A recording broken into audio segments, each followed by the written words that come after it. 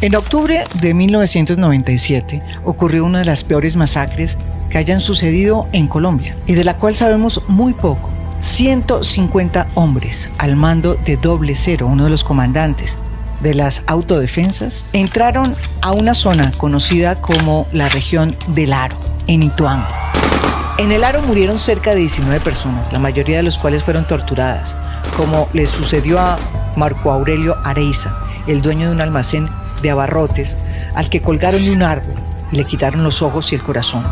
Luego de miles de investigaciones en el Aro, no encontraron ni secuestrados, ni guerrilleros, ni plantaciones de coca. El pueblo quedó destruido, fue incendiado en llamas. Las mujeres fueron violadas y muchos fueron despojados de sus tierras.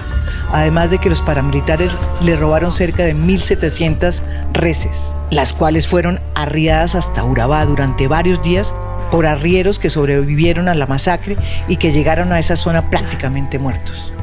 ¿Qué fue lo que pasó en esa masacre? ¿Por qué se perpetró? ¿Y por qué se pudo perpetrar durante 10 días? La masacre.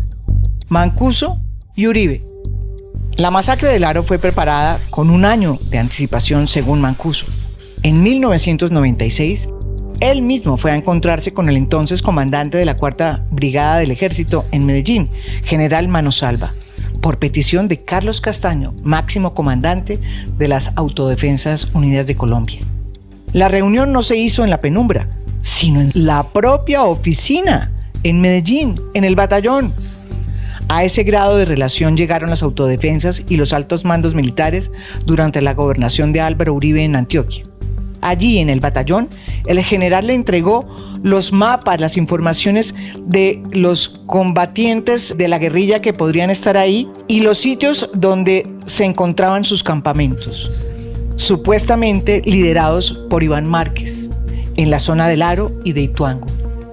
Esas informaciones, esos mapas, le sirvieron a las autodefensas para planificar la incursión que se produjo un año después, en octubre de 1997.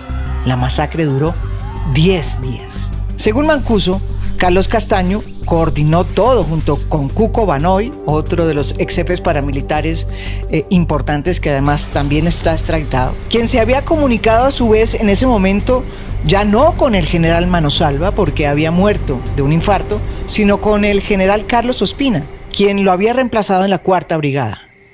Abre comillas, al comandante Castaño, a él le escuché decir que él tenía coordinación directa con el general Ospina. El general Carlos Ospina llegó a ser comandante del ejército y hoy disfruta de un tranquilo retiro. Mancuso también dice que Pedro Juan Moreno, brazo derecho de Álvaro Uribe en la gobernación, era su secretario de gobierno, supo de esta incursión porque semanas antes Moreno mismo se había reunido con Castaño y con él en una finca cercana llamada El Volador. De acuerdo con la declaración de Mancuso, en esa finca Castaño le explicó a Pedro Juan que esa incursión se había planeado porque allá se ubicaba la madriguera de las FARC y era el lugar donde guardaban a sus secuestrados. En su relato, Mancuso agrega que Pedro Juan no se movilizaba en carros oficiales cuando iba a esas reuniones y que si quería entrevistarse con las AUC, llevaba al aeropuerto de Montería, donde era recogido por ellos. Según Mancuso, esa reunión en que se le informó a Pedro Juan sobre la incursión al Aro había sido pedida por el mismo Moreno, entonces secretario de la Gobernación de Antioquia, con el propósito de hablar sobre la creación de las famosas Convivir. Mancuso negó en esa diligencia que las Convivir hubiesen estado al tanto de las incursiones, pero en otra parte aclaró que Pedro Juan sí les ayudó a impulsar las Convivir que ellos propusieron. Abre comillas, nos consiguió una persona que hacía todas las diligencias para la creación de ellas. Nos dio los papeles y todos los que había que hacer para su creación. Y las aprobaciones fueron inmediatas, le dijo al fiscal. ¿Y recuerda si el gobernador de la época, Álvaro Uribe Vélez, también impulsaba las Convivir?, le preguntó el fiscal a Mancuso. Bueno, respondió Mancuso, el gobernador de la época públicamente salía a los medios de comunicación apoyando la creación de las Convivir.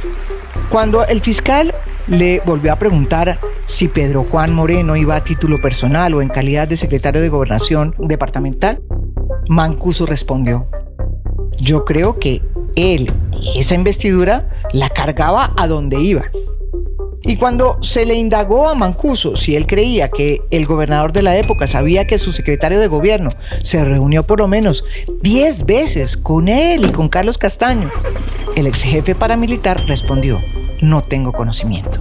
Pedro Juan Moreno murió en un misterioso accidente aéreo en febrero de 2006. Mancuso también confirma que durante esos 10 días que duró la masacre, un helicóptero de la gobernación de Antioquia sobrevoló la zona, pero niega la versión de Francisco Villalba, uno de los paramilitares que participó y que fue condenado por la masacre del Aro. Villalba aseguró que luego de la masacre se produjo una reunión en la que se condecoraron a los combatientes, en la que estaban Pedro Juan Moreno, junto con Álvaro Uribe y su hermano Santiago.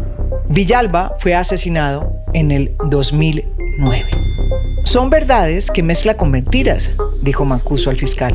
Es verdad que hubo una reunión para condecorar a los miembros de la SAUC que participaron en los combates de esa zona de El Aro, donde participaron además el comandante Castaño, Doble Cero y Cuco Banoy. Yo también estuve, pero es mentira que el gobernador de esa época, Álvaro Uribe, y las otras personas que dice Villalba estuvieran allí.